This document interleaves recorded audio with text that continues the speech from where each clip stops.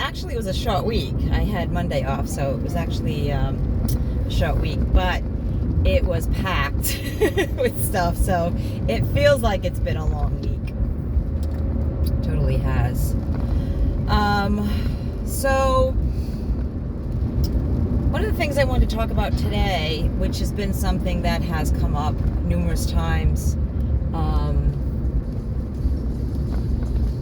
in the halls of AA, in the treatment centers where I've worked, in my own personal life, and that is relationships in recovery. So, I've been asked myself, and I've asked the question myself, like, when is it okay to get into an intimate relationship? What part of the recovery, like, in AA, they have a standard, don't go into any relationships for the first year. They actually say no major changes for the first year.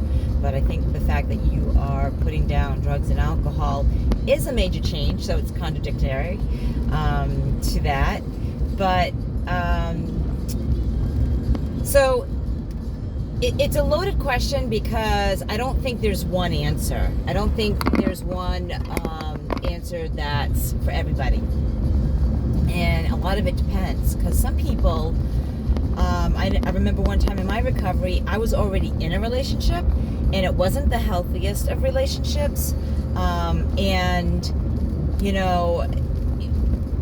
Leaving that relationship or not leaving that relationship, that decision was very, very difficult. And, I was told to hold off the first year, but it really hindered my recovery for that first year. So looking back, I probably should have gotten out. But it's different for different people. So when entering a relationship under the best circumstances is very difficult, right? Relationships are challenging. They have, communication, you have, different issues on either side. The older you get, the more, let's use the word baggage, but yeah, kind of like, more of a history you have, right? So you may have children, you may have, ex-wives, ex-husbands, ex-partners, whatever. And so it's under the best circumstances, it is very, very challenging. So when you're newly in recovery, it's my opinion, it's best to try to reduce the amount of stressors, reduce the amount of, complications in your life as much as you can, right? You try to simplify so that you can focus on just staying clean and sober and what you need to do for that. And that's a lot in itself. So I usually recommend not getting into a relationship at the beginning of recovery. That being said, it does vary. So what is that time frame? What is early recovery? Well, for you it might be 3 or 6 months. For other people it may be 1 or 2 years. For me, I was single for 5. So some are sicker than others, I don't know. And now I am single again, but still learning. I think what's important is when you go into a relationship, you're feeling content with yourself in your life.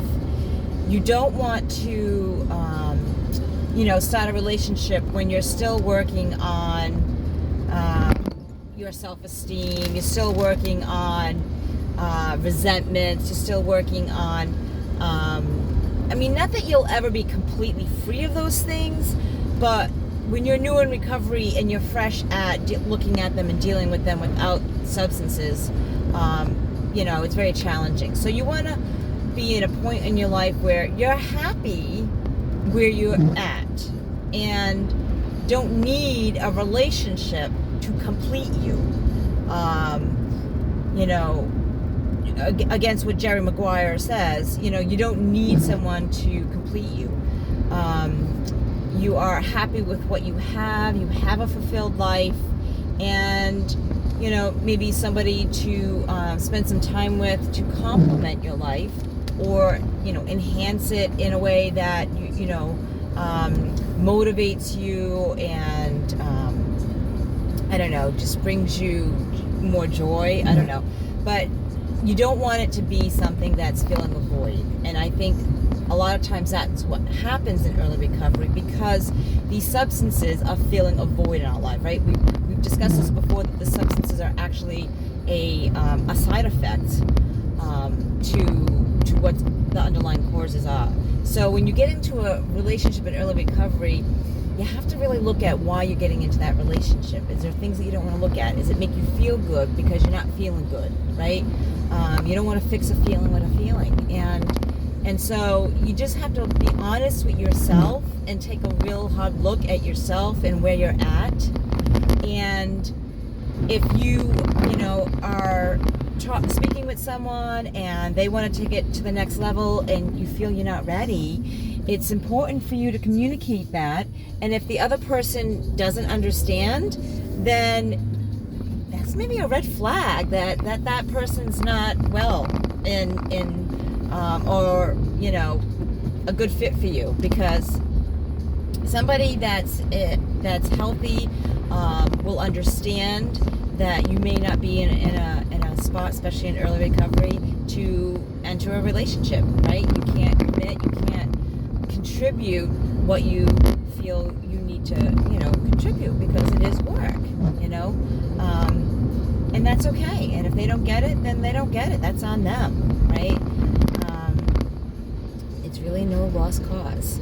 So I hope this has helped you. I know, a lot of people debate this in the halls of AA and just in recovery in general, and this is just my opinion. This is no scientific fact, but in my research and my experiences, this is what I found, that people in early recovery need to focus on other things, to get themselves well, and have to take a look at why you're entering this relationship, right? Where you are at, and honestly looking at why you're entering this relationship.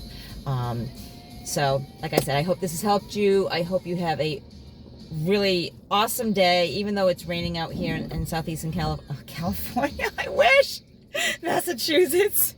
Hope you have a wonderful day, wonderful weekend. Stay blessed. Let the people that you love know that you love them, and live your life enthusiastically. And if you like my videos, hit the subscribe button. Check me out on recoveryenthusiast.com. Till next time, guys.